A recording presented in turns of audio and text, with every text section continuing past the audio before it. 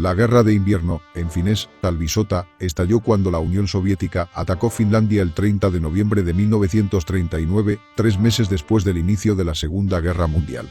Como consecuencia, la Unión Soviética fue expulsada de la Sociedad de Naciones el 14 de diciembre de dicho año, acusada de perpetrar una guerra de agresión.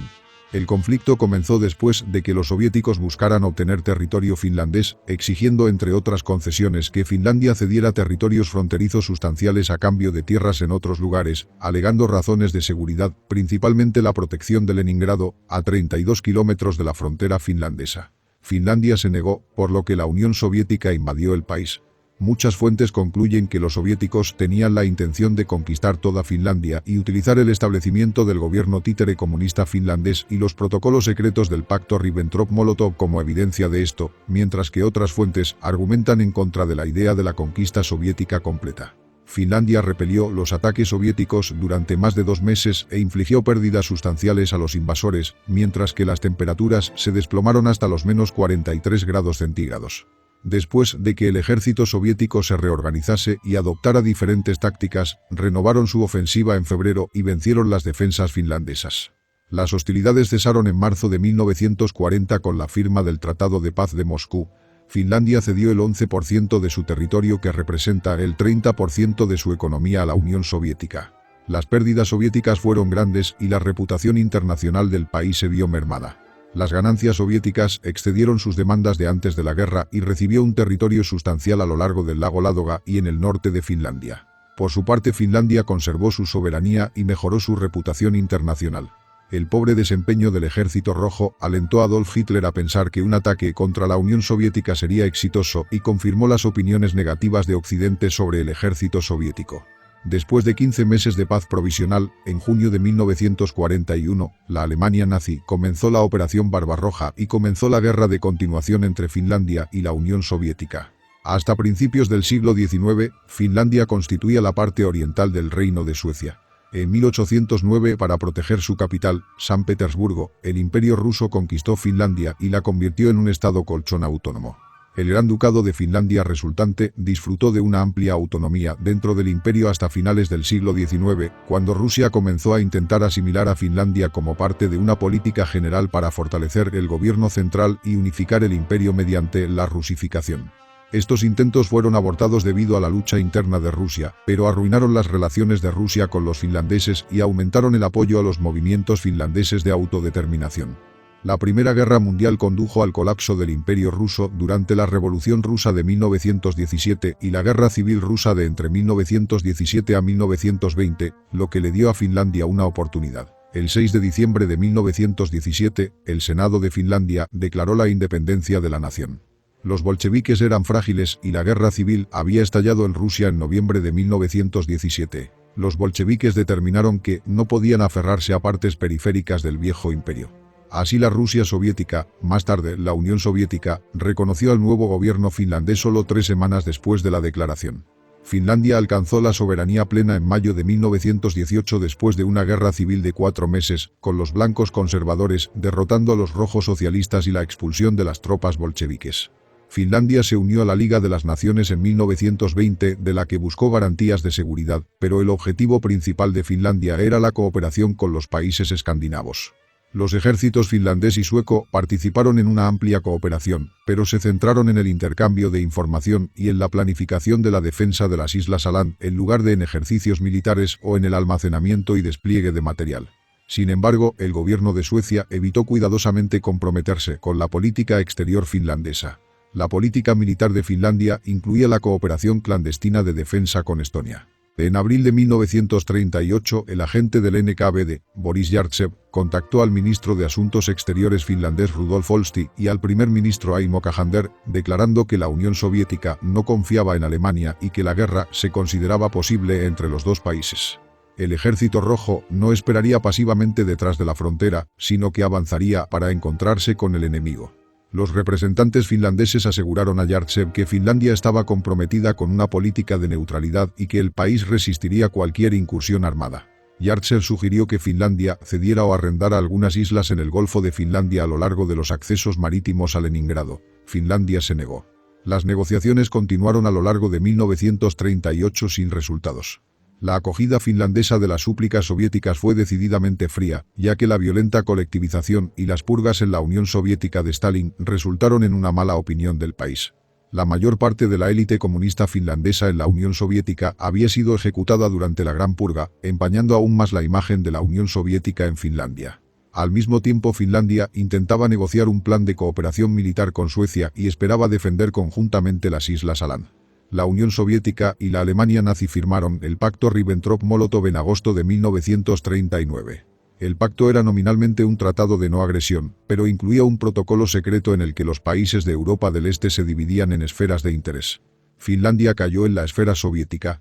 El 1 de septiembre de 1939 Alemania comenzó su invasión de Polonia y 2 días después Gran Bretaña y Francia declararon la guerra a Alemania. El 17 de septiembre, la Unión Soviética invadió el este de Polonia. Los estados bálticos pronto se vieron obligados a aceptar tratados que permitían a la Unión Soviética establecer bases militares y estacionar tropas en su territorio. El gobierno de Estonia aceptó el ultimátum, firmando el acuerdo en septiembre. Letonia y Lituania siguieron en octubre. A diferencia de los estados bálticos, Finlandia comenzó una movilización gradual bajo la apariencia de entrenamiento de actualización adicional. Los soviéticos ya habían comenzado una intensa movilización cerca de la frontera finlandesa entre 1938 y 1939. Las tropas de asalto que se creyeron necesarias para la invasión no comenzaron a desplegarse hasta octubre de 1939. Los planes operativos realizados en septiembre exigían que la invasión comenzara en noviembre. El 5 de octubre de 1939 la Unión Soviética invitó a una delegación finlandesa a Moscú para negociaciones. Paasikivi, el enviado finlandés a Suecia, fue enviado a Moscú para representar al gobierno finlandés. La delegación soviética exigió que la frontera entre la Unión Soviética y Finlandia en el istmo de Karelia se moviera hacia el oeste a un punto a solo 30 kilómetros al este de Vibor, en finés, Viipuri, y que Finlandia destruyera todas las fortificaciones existentes en el istmo de Karelia. Asimismo, la delegación exigió la cesión de islas en el Golfo de Finlandia, así como en la península de Rivachi, en finés, Kalastaja-Saarento. Los finlandeses tendrían que arrendar la península de Anko durante 30 años y permitir que los soviéticos establecieran una base militar allí. A cambio, la Unión Soviética cedería a los municipios de Repola y Porajarvi del este de Karelia, un área 2 veces el tamaño del territorio exigido a Finlandia. La oferta soviética dividió al gobierno finlandés, pero finalmente fue rechazada con respecto a la opinión del público y el parlamento. El 31 de octubre el ministro de Asuntos Exteriores, Vyacheslav Molotov, anunció las demandas soviéticas en público en el Soviet Supremo. Los finlandeses hicieron 2 contraofertas mediante las cuales Finlandia cedería el área de Terijoki a la Unión Soviética, lo que duplicaría la distancia entre Leningrado y la frontera finlandesa, mucho menos de lo que los soviéticos habían exigido, así como las islas en el Golfo de Finlandia. El 26 de noviembre de 1939 se informó un incidente cerca de la aldea soviética de Mainila, cerca de la frontera con Finlandia. Un puesto de guardia fronterizo soviético había sido bombardeado por una parte desconocida que resultó, según informes soviéticos, en la muerte de 4 y heridas de 9 guardias fronterizos. La investigación realizada por varios historiadores finlandeses y rusos más tarde concluyó que el bombardeo fue una operación de bandera falsa llevada a cabo desde el lado soviético de la frontera por una unidad del NKVD con el propósito de proporcionar a la Unión Soviética un casus belli y un pretexto para retirarse del pacto no agresivo. Molotov afirmó que el incidente fue un ataque de artillería finlandesa y exigió que Finlandia se disculpara por el incidente y moviera sus fuerzas más allá de una línea a 20-25 kilómetros de la frontera. Finlandia negó la responsabilidad del ataque, rechazó las demandas y pidió una comisión conjunta finlandesa-soviética para examinar el incidente. A su vez, la Unión Soviética afirmó que la respuesta finlandesa fue hostil, renunció al pacto de no agresión y cortó las relaciones diplomáticas con Finlandia el 28 de noviembre. En los años siguientes, la historiografía soviética describió el incidente como una provocación finlandesa. La duda sobre la versión oficial soviética se lanzó solo a finales de la década de 1985, durante la política de Glasnost. El problema continuó dividiendo la historiografía rusa incluso después del colapso de la Unión Soviética en 1991. La opinión sobre la escala de la decisión inicial de invasión soviética está dividida. Algunas fuentes concluyen que la Unión Soviética había tenido la intención de conquistar Finlandia en su totalidad, y citan el establecimiento del gobierno comunista finlandés títere y los protocolos secretos del pacto Molotov-Ribbentrop como prueba de sus conclusiones. Otros discuten contra la idea de una conquista soviética completa. El argumento más fuerte contra una intención soviética de conquista completa es que no sucedió ni en 1939 ni durante la guerra de continuación en 1944, a pesar de que Stalin podría haberlo hecho con relativa facilidad. Todo el objetivo soviético había sido hacer que la frontera soviética fuera más segura. Antes de la guerra, el liderazgo soviético esperaba la victoria total en unas pocas semanas.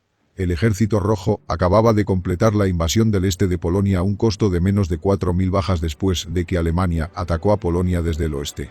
Las expectativas de Stalin de un rápido triunfo soviético fueron respaldadas por el político Andrei Zhdanov y el estratega militar Kliment Voroshilov, pero otros generales fueron más reservados.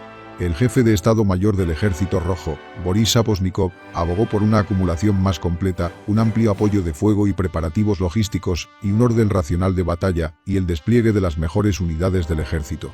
El comandante militar de Zhdanov, Kirill Merezhkov, informó que el terreno de las próximas operaciones está dividido por lagos, ríos, pantanos y está cubierto casi por completo por bosques. El uso adecuado de nuestras fuerzas será difícil. Estas dudas no se reflejaron en sus despliegues de tropas. Merezhkov anunció públicamente que la campaña finlandesa llevaría 2 semanas como máximo. Los soldados soviéticos incluso habían sido advertidos de no cruzar la frontera hacia Suecia por error. Las purgas de Stalin en la década de 1930 habían devastado el cuerpo de oficiales del Ejército Rojo. Los purgados incluyeron a 3 de sus 5 mariscales, 220 de sus 264 comandantes de división o de nivel superior y 36.761 oficiales de todos los rangos. Quedaba menos de la mitad de todos los oficiales. Fueron reemplazados comúnmente por soldados que eran menos competentes, pero más leales a sus superiores. Los comandantes de las unidades eran supervisados por comisarios políticos, cuya aprobación era necesaria para ratificar las decisiones militares y quienes evaluaban esas decisiones en función de sus méritos políticos. El sistema dual complicó aún más la cadena de mando soviética y anuló la independencia de los oficiales al mando. Después del éxito soviético en la batalla de Jalgingol contra Japón en la frontera oriental de la Unión Soviética, el alto mando soviético se había dividido en 2 facciones. Un lado estaba representado por los veteranos de la Guerra Civil Española, el general Pavel Rychagov de la Fuerza Aérea Soviética, el experto en tanques Dmitry Pavlov y el general favorito de Stalin, el mariscal Grigori Kulik, jefe de artillería. El otro fue dirigido por los veteranos de Jalgingol, el general Georgi Zhukov del Ejército Rojo y el general Grigori Kravchenko de la Fuerza Aérea Soviética. Bajo esta estructura de comando dividida, las lecciones de la Primera Guerra Real a gran escala de la Unión Soviética usando tanques, artillería y aviones en Jalgingol no fueron escuchadas. Como resultado, los tanques BT rusos tuvieron menos éxito durante la Guerra de Invierno, y la Unión Soviética tardó 3 meses y más de 1 millón de hombres en lograr lo que Zhukov hizo en Jalgingol en 10 días. Los generales soviéticos quedaron impresionados por el éxito de las tácticas alemanas de la Blitzkrieg. Esta se había adaptado a las condiciones de Europa Central con una red de carreteras pavimentadas, densa y bien mapeada. Los ejércitos que luchaban en Europa Central habían reconocido centros de suministro y comunicaciones que podrían ser fácilmente atacados por regimientos de vehículos blindados. Los centros del ejército finlandés, por el contrario, estaban en el interior del país. No había caminos pavimentados, e incluso los caminos de grava o tierra eran escasos. La mayor parte del terreno consistía en bosques y huellas y pantanos. El corresponsal de guerra John Langdon Davies observó el paisaje de la siguiente manera: cada acre de su superficie fue creada para ser la desesperación de una fuerza militar atacante. Enfrentarse a la Blitzkrieg en Finlandia fue una propuesta muy difícil y, según Trotter, el Ejército Rojo no logró alcanzar el nivel de coordinación táctica y la iniciativa local requerida para ejecutar las tácticas de Blitzkrieg en el teatro finlandés. Las fuerzas soviéticas se organizaron de la siguiente manera: el 7º Ejército, compuesto por 9 divisiones, un cuerpo de tanques y 3 brigadas de tanques, estaba ubicado en el istmo de Karelia. Su objetivo era la ciudad de Vyborg. La fuerza se dividió más tarde en los ejércitos 7º y 13º. El 8º Ejército, compuesto por 6 divisiones y una brigada de tanques, estaba ubicado al norte del lago Ládoga. Su misión era ejecutar una maniobra de flanco alrededor de la costa norte del lago Ládoga para atacar en la parte trasera de la línea Mannerheim. El 9º Ejército se posicionó para atacar Finlandia Central a través de la región de Kainuu. Estaba compuesto por 3 divisiones con una más en camino. Su misión era empujar hacia el oeste para cortar Finlandia por la mitad. El 14º Ejército, que comprende 3 divisiones, se basó en Murmansk. Su objetivo era capturar el puerto ártico de Petsamo y luego avanzar a la ciudad de Rovaniemi. La estrategia finlandesa fue dictada por la geografía. La frontera de 1.340 kilómetros de largo con la Unión Soviética era casi intransitable, excepto a lo largo de un puñado de caminos sin pavimentar. En los cálculos anteriores a la guerra, el Comando de Defensa finlandés, que había establecido su cuartel general en tiempos de guerra en Mikkeli, estimó 7 divisiones soviéticas en el istmo de Karelia y no más de 5 a lo largo de toda la frontera al norte del lago Ladoga. En la estimación, la proporción de mano de obra habría favorecido al atacante por 3-1. La verdadera proporción fue mucho mayor. Por ejemplo, se desplegaron 12 divisiones soviéticas al norte del lago Ladoga. Un problema aún mayor que la falta de soldados era la falta de material. Los envíos extranjeros de armas y aviones antitanques llegaban en pequeñas cantidades. La situación de las municiones era alarmante, ya que las reservas tenían cartuchos, proyectiles y combustibles solo para durar entre 19 y 60 días. La escasez de municiones significaba que los finlandeses rara vez podían permitirse contrabatería o fuego de saturación. Las fuerzas de tanques finlandesas eran operacionalmente inexistentes. La situación de las municiones se alivió un poco, ya que los finlandeses estaban armados en gran medida con fusiles rusos Mosin Nagant que datan de la Guerra Civil finlandesa, que usaba el mismo cartucho de 7.62 x 54 mm R, utilizado por las fuerzas soviéticas. Algunos soldados finlandeses mantuvieron su suministro de municiones, saqueando los cuerpos de los soldados soviéticos muertos. Las fuerzas finlandesas se posicionaron de la siguiente manera: el ejército del Istmo estaba compuesto por 6 divisiones bajo el mando de Hugo Osterman. El segundo cuerpo de ejército se posicionó en su flanco derecho y el tercer cuerpo de ejército en su flanco izquierdo. El cuarto cuerpo del ejército estaba ubicado al norte del lago Ladoga. Estaba compuesto por 2 divisiones bajo Juho Iskanen, quien pronto fue reemplazado por Voldemar Haglund. El grupo del norte de Finlandia era una colección de guardias blancos, guardias fronterizos y unidades de reclutamiento reclutadas bajo Vilho Tuompo.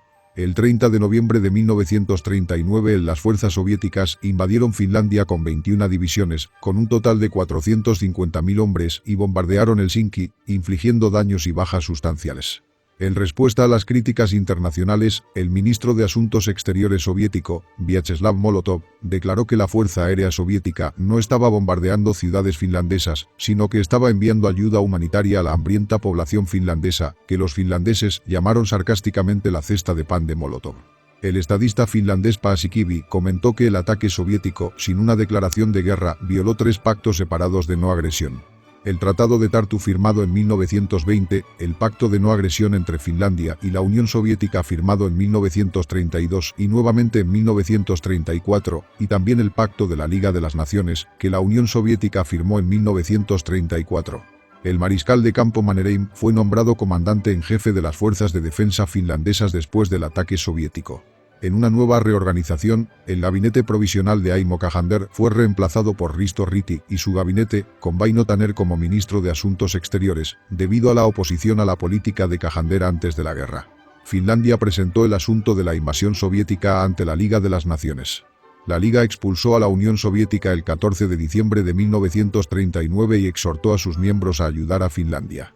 El 1 de diciembre de 1939 la Unión Soviética formó un gobierno títere, llamado República Democrática Finlandesa y encabezado por Otto Wille Kuusinen, en las partes de la Karelia finlandesa ocupada por los soviéticos. El gobierno de Kuusinen también se conoció como el gobierno de Terijoki, por la aldea de Terijoki, el primer asentamiento capturado por el avance del Ejército Rojo. Después de la guerra el gobierno títere se disolvió. Desde el comienzo de la guerra, los finlandeses de clase trabajadora respaldaron al gobierno legítimo en Helsinki. La unidad nacional finlandesa contra la invasión soviética más tarde se llamó el espíritu de la guerra de invierno. La línea Mannerheim, una serie de estructuras de defensa finlandesas, se encontraba en el istmo de Karelia, aproximadamente a 30 a 75 kilómetros de la frontera soviética. Los soldados del Ejército Rojo en el istmo sumaron 250.000, enfrentando a 130.000 finlandeses. El comando finlandés desplegó una defensa en profundidad de unos 21.000 hombres en el área frente a la línea Mannerheim para retrasar y dañar al Ejército Rojo antes de que llegara a la línea. En combate la causa más grave de confusión entre los soldados finlandeses fueron los tanques soviéticos. Los finlandeses tenían pocas armas antitanques y entrenamiento insuficiente en las tácticas antitanques modernas. Según Trotter, la táctica blindada soviética favorecida era una simple carga frontal, cuyas debilidades podían explotarse. Los finlandeses aprendieron que a corta distancia, los tanques podían ser tratados de muchas maneras. Por ejemplo, los troncos y las palancas atascadas en las ruedas del bogie a menudo inmovilizarían un tanque. Pronto, los finlandeses presentaron una mejor arma ad hoc, el cóctel Molotov, una botella de vidrio llena de líquidos inflamables y con un simple fusible encendido a mano. Los cócteles Molotov fueron finalmente producidos en masa por la Corporación Finlandesa de Bebidas Alcohólicas Alko y agrupados con fósforos para encenderlos. 80 tanques soviéticos fueron destruidos en los enfrentamientos de la zona fronteriza. Para el 6 de diciembre todas las fuerzas de cobertura finlandesas se habían retirado a la línea Mannerheim. El Ejército Rojo comenzó su primer gran ataque contra la línea en Taipale, el área entre la orilla del lago Ládoga, el río Taipale y el canal Suvanto. A lo largo del sector de Suvanto, los finlandeses tenían una ligera ventaja de elevación y tierra seca para excavar. La artillería finlandesa había explorado el área e hizo planes de fuego con anticipación, anticipando un asalto soviético. La batalla de Taipale comenzó con una preparación de artillería soviética de 40 horas. Después del bombardeo, la infantería soviética atacó a campo abierto, pero fue repelida con grandes bajas. Del 6 de diciembre al 12 de diciembre el Ejército Rojo continuó tratando de participar usando solo una división. Luego el Ejército Rojo fortaleció su artillería y desplegó tanques y la 150 División de Fusileros hacia adelante al frente de Taipale. El 14 de diciembre las fuerzas soviéticas reforzadas lanzaron un nuevo ataque, pero fueron rechazadas nuevamente. Una tercera división soviética entró en la lucha, pero se desempeñó mal y entró en pánico bajo fuego de proyectil. Los asaltos continuaron sin éxito y el Ejército Rojo sufrió grandes pérdidas. Un ataque soviético típico durante la batalla duró solo una hora, pero dejó 1000 muertos y 27 tanques esparcidos sobre el hielo. Al norte del lago Ládoga, en el frente de Ládoga-Karelia, las unidades finlandesas defensoras confiaron en el terreno. Ládoga-Karelia, un gran bosque salvaje, no tenía redes de carreteras para el Ejército Rojo moderno. El octavo ejército soviético había extendido una nueva línea de ferrocarril hasta la frontera, lo que podría duplicar la capacidad de suministro en el frente. El 12 de diciembre la 139 División de Fusileros soviética, apoyada por la 56 División de Fusileros, fue derrotada por una fuerza finlandesa mucho más pequeña bajo Paavo Talvela en Tolvajärvi, la primera victoria finlandesa de la guerra. En el centro y el norte de Finlandia las carreteras eran pocas y el terreno hostil. Los finlandeses no esperaban ataques soviéticos a gran escala, pero los soviéticos enviaron 8 divisiones, fuertemente apoyadas por armaduras y artillería. La 155 División de Fusileros atacó en Lieksa, y más al norte, la 44 atacó en Kumo. La 163 División de Fusileros se desplegó en Suomusalmi y se le ordenó cortar Finlandia por la mitad, avanzando en la carretera Raate. En la Laponia finlandesa, las divisiones soviéticas 88 y 122 de fusileros atacaron el Saya. El puerto ártico de Petsamo fue atacado por la 104 División de Fusileros de Montaña por mar y tierra, apoyado por disparos navales. El invierno de entre 1939 a 1940 fue excepcionalmente frío, con el istmo de Karelia experimentando una temperatura baja récord de menos 43 grados centígrados el 16 de enero de 1940. Al comienzo de la guerra solo aquellos soldados finlandeses que estaban en servicio activo tenían uniformes y armas. El resto tenía que arreglárselas con su propia ropa, que para muchos soldados era su ropa de invierno normal con una apariencia de insignias añadidas. Los soldados finlandeses eran expertos en esquí de fondo. El frío, la nieve, el bosque y las largas horas de oscuridad eran factores que los finlandeses podían aprovechar. Los finlandeses se vistieron en capas y los soldados de esquí llevaban una capa blanca ligera de nieve. Este camuflaje de nieve hizo a los soldados de esquí casi invisibles mientras los finlandeses ejecutaban ataques de guerrilla contra columnas soviéticas. Al comienzo de la guerra los tanques soviéticos estaban pintados con un atuendo de aceituna estándar y los hombres vestidos con uniformes caqui regulares. No fue sino hasta finales de enero de 1940 que los soviéticos pintaron sus equipos de blanco y emitieron trajes de nieve a su infantería. La mayoría de los soldados soviéticos tenían ropa de invierno adecuada, pero este no era el caso con todas las unidades. En la batalla de Suomusalmi miles de soldados soviéticos murieron de congelación. Las tropas soviéticas también carecían de habilidad para esquiar, por lo que los soldados estaban restringidos al movimiento por carretera y se veían obligados a moverse en largas columnas. El Ejército Rojo carecía de carpas de invierno adecuadas y las tropas tuvieron que dormir en refugios improvisados. Algunas unidades soviéticas sufrieron bajas por congelación de hasta el 10%, incluso antes de cruzar la frontera finlandesa. El clima frío confiere una ventaja a los tanques soviéticos, ya que pueden moverse sobre terreno helado y cuerpos de agua, en lugar de ser inmovilizados en pantanos y lodo. Según Krivoseev, al menos 61.506 tropas soviéticas estaban enfermas o congeladas durante la guerra.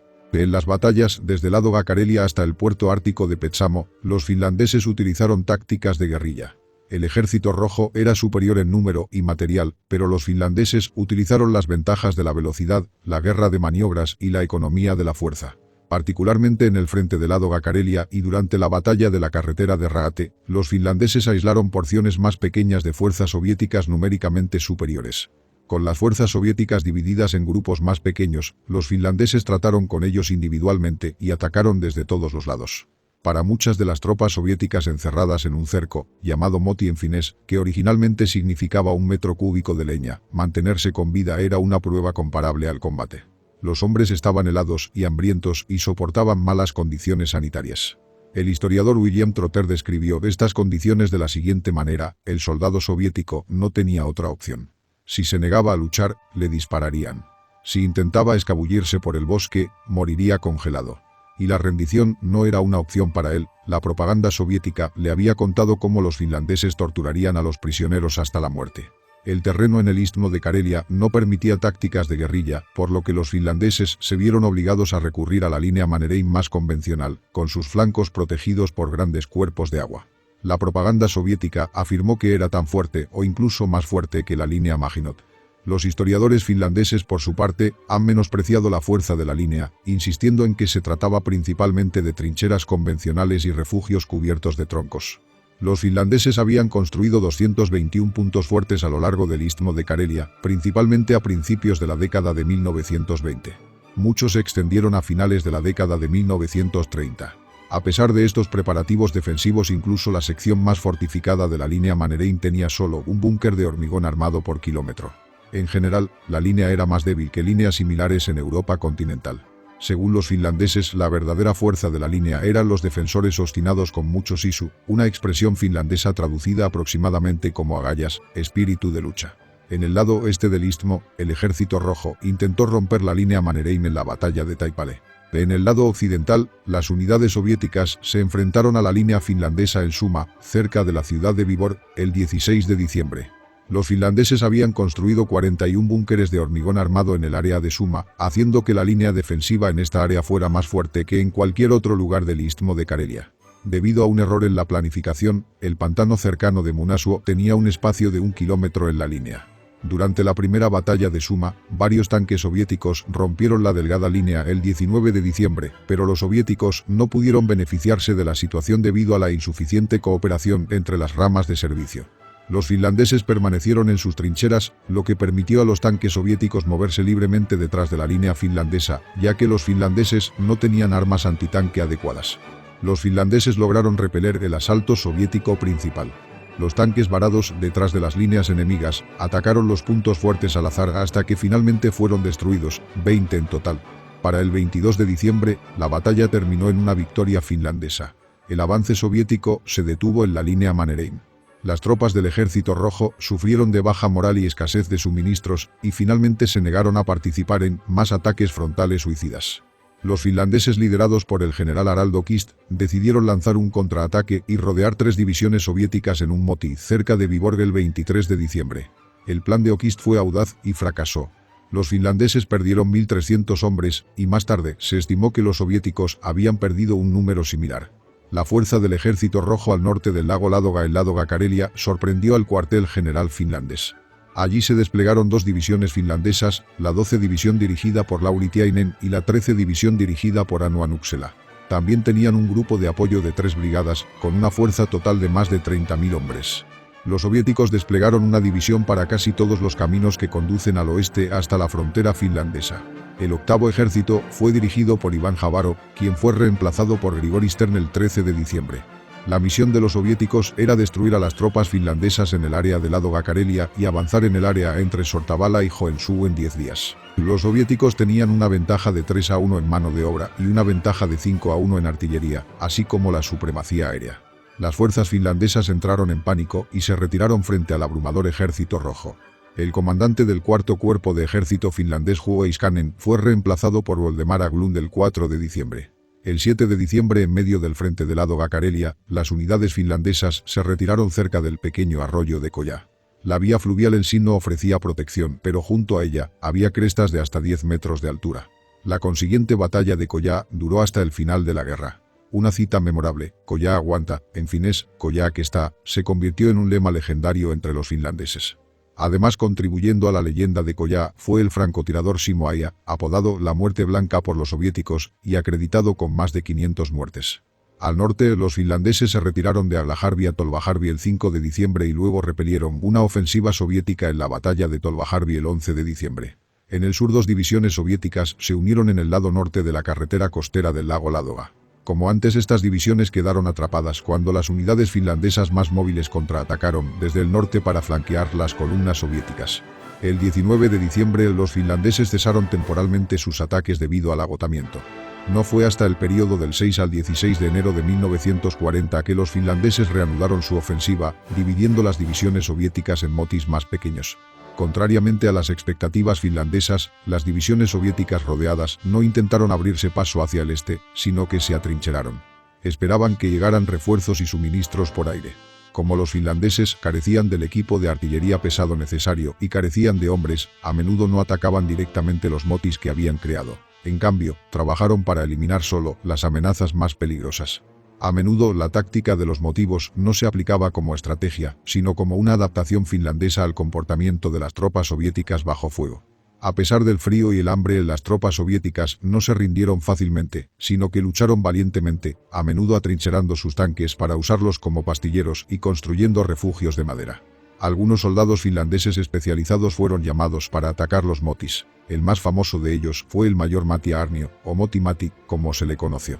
En el norte de Karelia las fuerzas soviéticas fueron superadas en Ilomantsi y Lieksa. Los finlandeses utilizaron tácticas efectivas de guerrilla, aprovechando especialmente sus habilidades superiores de esquí y sus capas de ropa blanca como la nieve y ejecutando emboscadas y ataques sorpresa. A finales de diciembre los soviéticos decidieron retirarse y transferir recursos a frentes más críticos. El enfrentamiento entre Suomussalmi y Raate fue una doble operación que luego sería utilizada por académicos militares como un ejemplo clásico de lo que las tropas bien dirigidas y las tácticas innovadoras pueden hacer contra un adversario mucho más grande.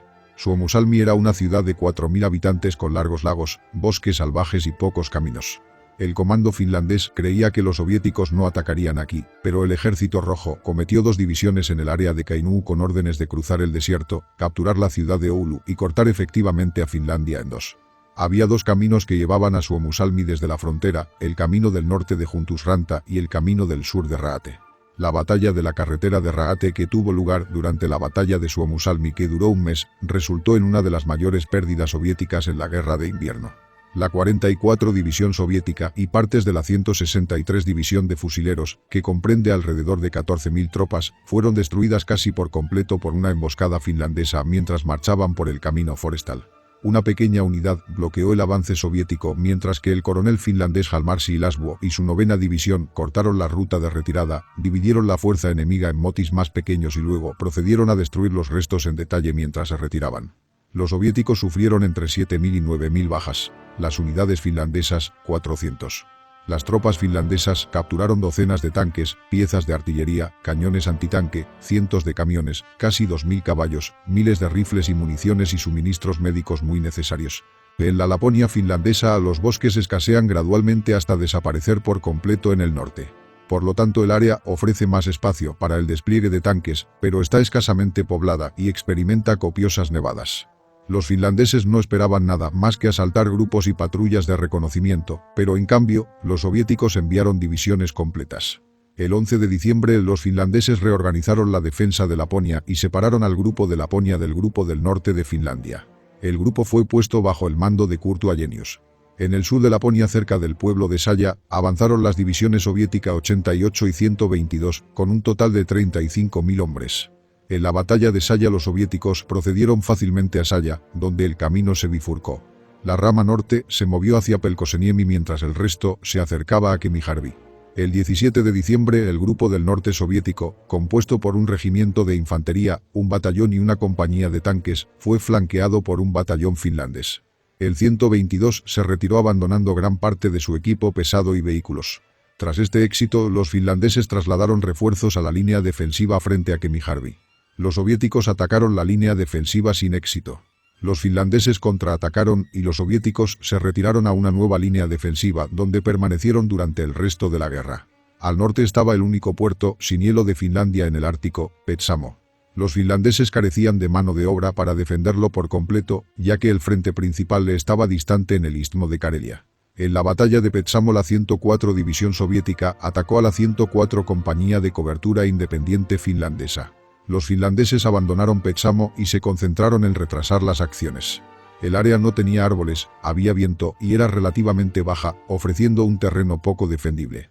La oscuridad casi constante y las temperaturas extremas del invierno de Laponia beneficiaron a los finlandeses, quienes ejecutaron ataques guerrilleros contra las líneas de suministro y patrullas soviéticas. Como resultado, los movimientos soviéticos fueron detenidos por los esfuerzos de una quinta parte de los finlandeses. La Unión Soviética disfrutó de superioridad aérea durante toda la guerra. La Fuerza Aérea Soviética, apoyando la invasión del Ejército Rojo con unos 2.500 aviones, el tipo más común era el Tupolev SB, no fue tan eficaz como los soviéticos podrían haber esperado. El daño material por los bombardeos fue leve ya que Finlandia ofreció pocos objetivos valiosos para bombardeos estratégicos. A menudo los objetivos eran depósitos de aldea con poco valor. El país tenía pocas carreteras modernas en el interior, por lo que los ferrocarriles eran los principales objetivos de los bombarderos. Las vías del tren fueron cortadas miles de veces, pero los finlandeses las repararon rápidamente y el servicio se reanudó en cuestión de horas. La Fuerza Aérea Soviética aprendió de sus primeros errores y a finales de febrero instituyó tácticas más efectivas. El mayor bombardeo contra la capital de Finlandia, Helsinki, ocurrió el primer día de la guerra. La capital fue bombardeada solo unas pocas veces después. Sin embargo, los ataques aéreos soviéticos afectaron a miles de civiles, matando a 957. Los soviéticos registraron 2.075 ataques con bombas en 516 localidades. La ciudad de Vibor, un objetivo soviético importante cerca del frente del istmo de Karelia, fue casi arrasada por casi 12.000 bombas. No se mencionaron ataques contra objetivos civiles en la radio soviética o en los informes de los periódicos. En enero de 1940, el periódico soviético Pravda continuó enfatizando que ningún objetivo civil en Finlandia había sido alcanzado, ni siquiera accidentalmente. Se estima que la Fuerza Aérea Soviética perdió alrededor de 400 aviones debido al mal tiempo, la falta de combustible y herramientas, y durante el transporte al frente. La Fuerza Aérea Soviética realizó aproximadamente 44.000 salidas durante la guerra. Al comienzo de la guerra Finlandia tenía una pequeña fuerza aérea, con solo 114 aviones de combate aptos para el servicio. Las misiones eran limitadas y los aviones de combate se usaban principalmente para repeler a los bombarderos soviéticos. Los bombardeos estratégicos se duplicaron como oportunidades para el reconocimiento militar. Anticuados y pocos en número, los aviones ofrecían poco apoyo para las tropas terrestres finlandesas. A pesar de las pérdidas, el número de aviones en la Fuerza Aérea de Finlandia aumentó en más del 50% al final de la guerra. Los finlandeses recibieron envíos de aviones británicos, franceses, italianos, suecos y estadounidenses. Los pilotos de combate finlandeses a menudo volaron su variada colección de aviones en formaciones soviéticas que lo superaban en número 10 o incluso 20 veces. Los combatientes finlandeses derribaron 200 aviones soviéticos confirmados, mientras que perdieron 62 de los suyos. Los cañones antiaéreos finlandeses derribaron más de 300 aviones enemigos. A menudo una base aérea delantera finlandesa consistía en un lago congelado, una manga de viento, un teléfono y algunas tiendas de campaña. Las advertencias de ataque aéreo fueron dadas por mujeres finlandesas organizadas por Lotta Svärd. Hubo poca actividad naval durante la guerra de invierno.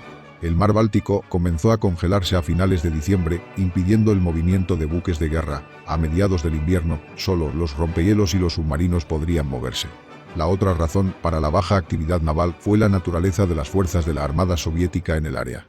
La flota del Báltico era una fuerza de defensa costera que no tenía el entrenamiento, la estructura logística o la nave de desembarco para realizar operaciones a gran escala. La flota del Báltico poseía 2 acorazados, un crucero pesado, casi 20 destructores, 50 torpederos a motor, 52 submarinos y otras embarcaciones misceláneas. Los soviéticos utilizaron bases navales en Paldiski, Tallin y Liepaja para sus operaciones. La armada finlandesa era una fuerza de defensa costera con 2 barcos de defensa costera, 5 submarinos, 4 cañoneras, 7 torpederos de motor, un minero y 6 buscaminas. Los 2 barcos de defensa costeros, Ilmarinen y Vainamoinen, fueron trasladados al puerto de Turku, donde fueron utilizados para reforzar la defensa aérea. Sus cañones antiaéreos derribaron 1 o 2 aviones sobre la ciudad y los barcos permanecieron allí durante el resto de la guerra. Además de la defensa costera, la armada finlandesa protegió las islas Åland y los buques mercantes finlandeses en el mar Báltico. Aviones soviéticos bombardearon barcos y puertos finlandeses y arrojaron minas a las vías marítimas finlandesas. Aún así, solo 5 barcos mercantes se perdieron por la acción soviética. La Segunda Guerra Mundial, que comenzó antes de la Guerra de Invierno, resultó más costosa para los buques mercantes finlandeses, con 26 pérdidas debido a la acción hostil en 1939 y 1940. Las baterías de artillería costera finlandesa defendieron importantes puertos y bases navales. La mayoría de las baterías fueron sobrantes del período imperial ruso, siendo las armas de 152 milímetros las más numerosas.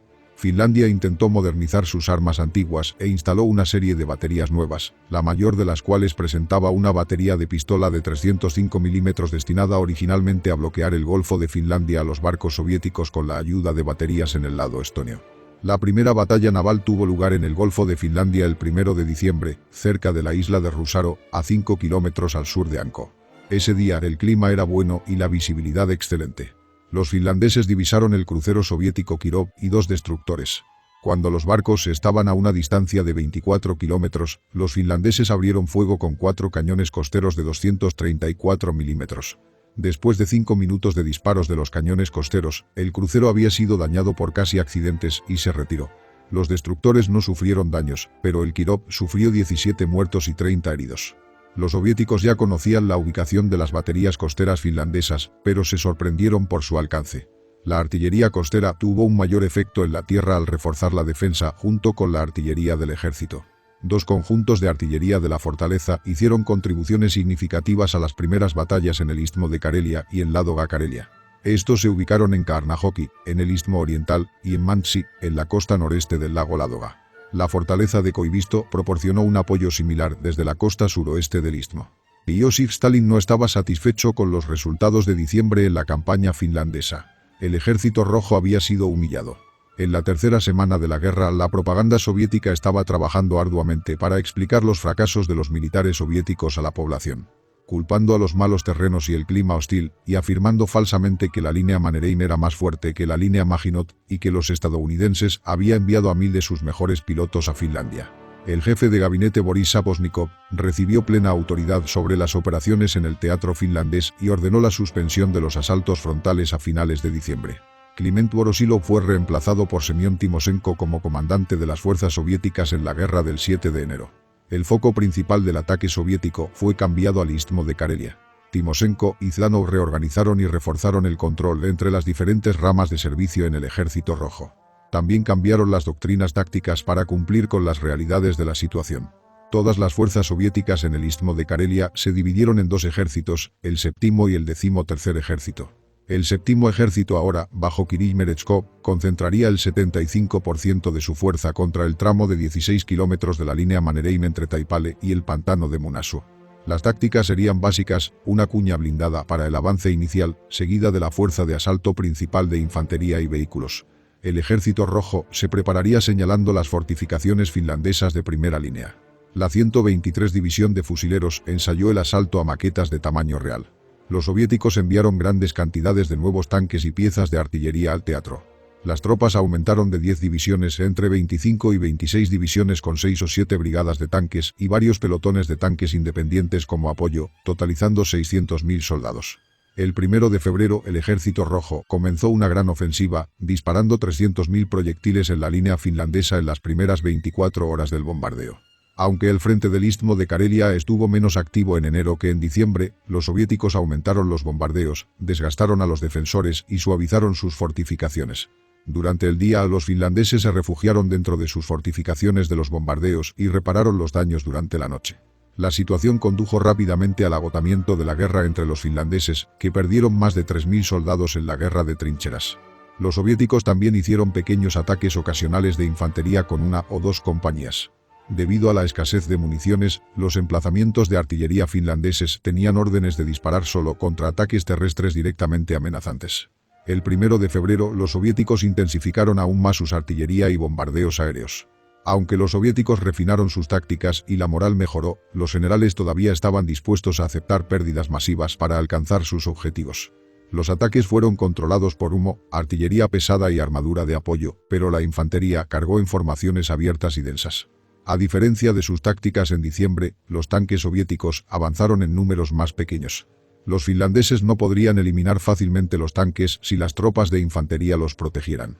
Después de 10 días de bombardeo de artillería constante, los soviéticos lograron un gran avance en el istmo de Karelia Occidental en la segunda batalla de Suma. El 11 de febrero, los soviéticos tenían aproximadamente 460.000 soldados, 3.350 piezas de artillería, 3.000 tanques y 1.300 aviones desplegados en el istmo de Karelia. El Ejército Rojo recibía constantemente nuevos reclutas después del avance. Oponiéndose a ellos, los finlandeses tenían 8 divisiones, totalizando alrededor de 150.000 soldados. Uno por uno las fortalezas de los defensores se derrumbaron bajo los ataques soviéticos y los finlandeses se vieron obligados a retirarse. El 15 de febrero Mannerheim autorizó una retirada general del segundo cuerpo a una línea de defensa alternativa. En el lado oriental del istmo, los finlandeses continuaron resistiendo los asaltos soviéticos, repeliéndolos en la batalla de Taipale. Aunque los finlandeses intentaron reabrir las negociaciones con Moscú por todos los medios durante la guerra, los soviéticos no respondieron. A principios de enero, la comunista finlandesa Eija Uolihoki contactó al gobierno finlandés. Se ofreció a contactar a Moscú a través de la embajadora de la Unión Soviética en Suecia, Alexandra Kollontai. Uolihoki partió hacia Estocolmo y se encontró con Kollontai en secreto en un hotel. Pronto Molotov decidió extender el reconocimiento al gobierno de Riitti Tanner como el gobierno legal de Finlandia y poner fin al gobierno títere de Terijoki de Kuusinen que los soviéticos habían establecido.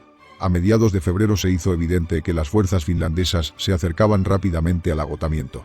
Para los soviéticos las bajas eran altas, la situación era una fuente de vergüenza política para el régimen soviético y había un riesgo de intervención franco-británica. Al acercarse el deshielo primaveral, las fuerzas soviéticas se arriesgaban a atascarse en los bosques. El ministro de Asuntos Exteriores finlandés, Väinö Tanner, llegó a Estocolmo el 12 de febrero y negoció los términos de paz con los soviéticos a través de los suecos. Los representantes alemanes, sin saber que las negociaciones estaban en curso, sugirieron el 17 de febrero que Finlandia negociara con la Unión Soviética. Tanto Alemania como Suecia estaban ansiosos por ver el fin de la guerra de invierno. Los alemanes temían perder los campos de mineral de hierro en el norte de Suecia y amenazaron con atacar de inmediato si los suecos otorgaban a las fuerzas aliadas el derecho de paso. Los alemanes incluso tenían un plan de invasión contra países escandinavos, llamado Studie Nord, que más tarde se convirtió en la Operación Weserübung. Mientras el gabinete finlandés dudaba ante las duras condiciones soviéticas, el rey Gustav V de Suecia hizo una declaración pública el 19 de febrero en la que confirmó que había rechazado las peticiones finlandesas de apoyo de las tropas suecas. El 25 de febrero los términos de paz soviéticos se detallaron en detalle. El 29 de febrero el gobierno finlandés aceptó los términos soviéticos en principio y estaba dispuesto a entablar negociaciones. El 5 de marzo, el Ejército Rojo avanzó de 10 a 15 kilómetros pasando la línea Mannerheim y entró en los suburbios de Viborg. El mismo día, el Ejército Rojo estableció una cabeza de playa en el Golfo Occidental de Viborg. Los finlandeses propusieron un armisticio el 6 de marzo, pero los soviéticos, queriendo mantener la presión sobre el gobierno finlandés, rechazaron la oferta. La delegación de paz finlandesa viajó a Moscú vía Estocolmo y llegó el 7 de marzo. La Unión Soviética hizo más demandas, ya que su posición militar era fuerte y mejoró. El 9 de marzo, la situación militar finlandesa en el istmo de Karelia fue grave, ya que las tropas experimentaban grandes bajas. Las municiones de artillería estaban agotadas y las armas se estaban desgastando. El gobierno finlandés señalando que la esperada expedición militar franco-británica no llegaría a tiempo, ya que Noruega y Suecia no le habían dado el derecho de paso a los aliados, no tuvo más remedio que aceptar los términos soviéticos.